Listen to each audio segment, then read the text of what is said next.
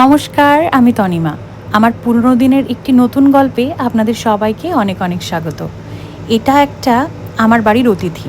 বাড়িতে ঢোকার চেষ্টা করছিল খুবই, কিন্তু জানেন তো এখানকার মানুষজন ছোট বাচ্চা বা তাদের পোষ্যকে এতটাই প্রোটেক্ট করে রাখে, হঠাৎ করে কেউ ধরলে বা আদর করতে গেলে খুব একটা পছন্দ করে না।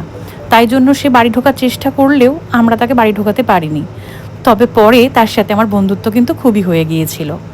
যাই হোক, আজকের দিনটা ছিল ভীষণ রোদ ঝলমলে। পুরনো দিনের একটি ব্লগ দেখে বুঝতেই পারছেন, আমার পুরনো জায়গার একটি ব্লগ।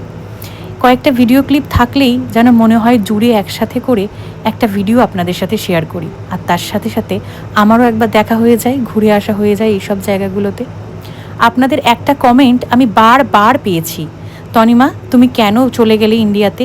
এত সুন্দর জায়গা ছেড়ে তুমি কেন ওখানে গিয়ে শিফট হলে? তুমি কি আর এখানে কখনো ফিরবে না?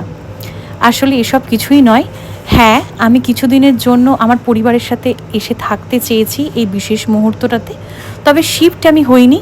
আশা করি আবার খুব তাড়াতাড়ি আমি ফিরে যাব আবার নতুন কোনো গন্তব্যে। যেহেতু জন্মসূত্রে যে আসছে পৃথিবীতে সে বাইরে থাকারই সুযোগ হবে, তাই তার বাবা মার দুজনেরই খুব ইচ্ছা ছিল তার জন্মটা যেন হয় দেশে, তার বাড়ির লোকের কাছে। তাই জন্যেই এসেছি আমি এখানে আমার এই বিশেষ মুহূর্তগুলোকে সাক্ষী রাখার জন্য। আগে যখন বিকেলবেলা বাড়িতে খুব একাকিত্ব লাগতো, অনল তখন মাঝে মাঝেই আমার বাড়ির পিছনটাতে নিয়ে আসতো আমাকে হাঁস দেখানোর জন্য। আর এই জায়গাটাতে বসারও সুন্দর সুযোগ আছে। খুব সুন্দর একটা বিকেল ছিল সেদিনটা। যাই হোক, চলুন আজকের মতো টাটা বাই বাই। দেখা হচ্ছে খুব তাড়াতাড়ি নতুন আরও একটি গল্পে। সবাই খুব ভালো থাকবেন, সুস্থ থাকবেন।